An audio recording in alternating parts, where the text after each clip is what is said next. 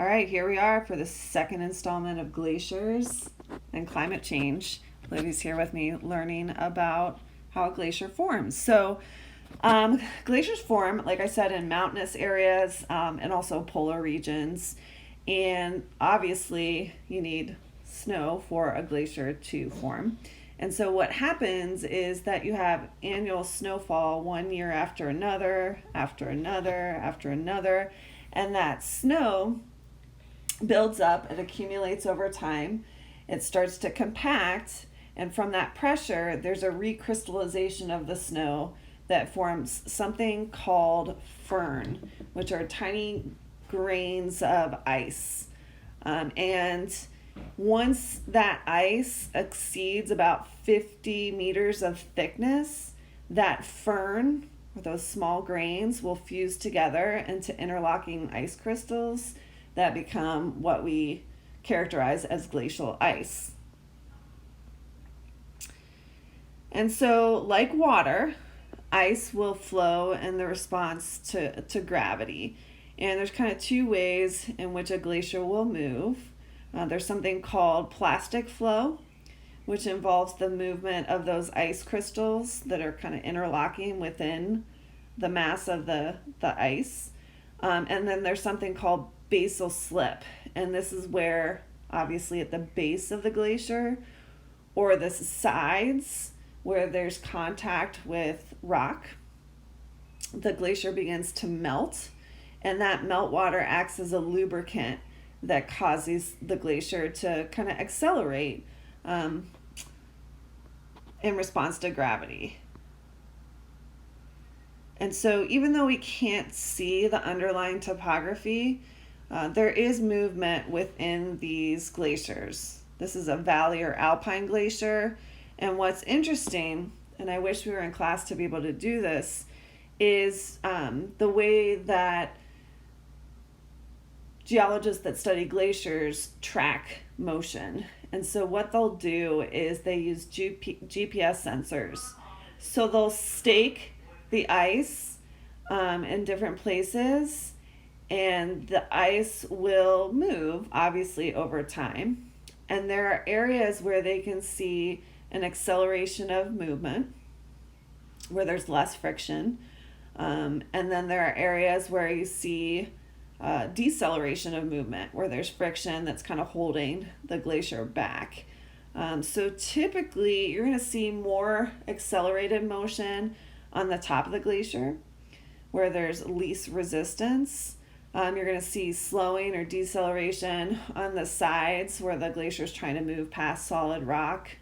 On the bottom, obviously, you can't stake a GPS there, so it becomes a little bit more complicated understanding the internal flow of the glacier and then what's happening along the bedrock as far as the basal slip.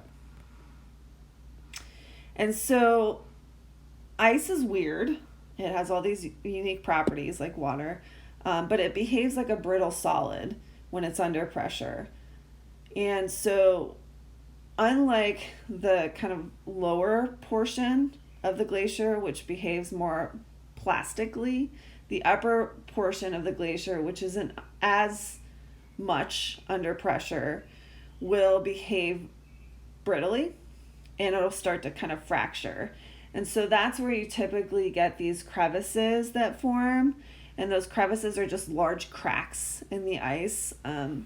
These can obviously be problematic, especially if you're somebody that enjoys ice climbing or traveling to polar regions where you're exploring. So the crevices are, not only can they be deep and wide, but they can also be unpredictable in that the glacier is moving, and as it moves, it's brittly deforming, and as it deforms, it cracks, and these crevices can open up, and obviously you don't want to be in the wrong place at the right time when that would happen.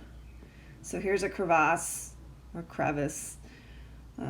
Obviously an ice climber in there. Pretty crazy. Like I said, glacial movement is not easy to observe, and so that's why we use GPS or global positioning satellites to kind of track it. Like a river, glaciers don't move at the same rate. So they're going to be fast towards the center. They're going to be slower towards the sides, which would be like the valley walls and then the floor, because of that friction or drag. And so velocity, or how fast the glacier is moving, can be very sporadic, and some areas might be rapid. Sometimes there are actual surges where you see really crazy accelerations of the glacier, and then sometimes it can be really slow. So it's difficult to really understand those dynamics with glacial movement. And so here's what I was talking about. Pretty cool that they're able to stake. This was not obviously with GPS. In class, what I do is we make flubber. Sorry. And what we do is we put it on a steep slope, and then we use toothpicks, which are stakes that we put on different locations of the flubber, and we watch where those stakes move fastest. And generally what you see is towards the middle top, you're going to get an acceleration of the glacier, and then the sides are a little bit slower, and so is the base. So it's an interesting way to kind of map glacial motion. Here's Antarctica, and what you're seeing here are ice velocities measured in meters per year.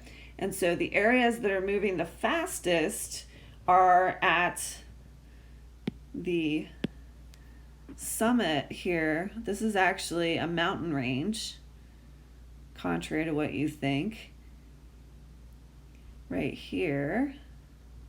And these are volcanic mountains.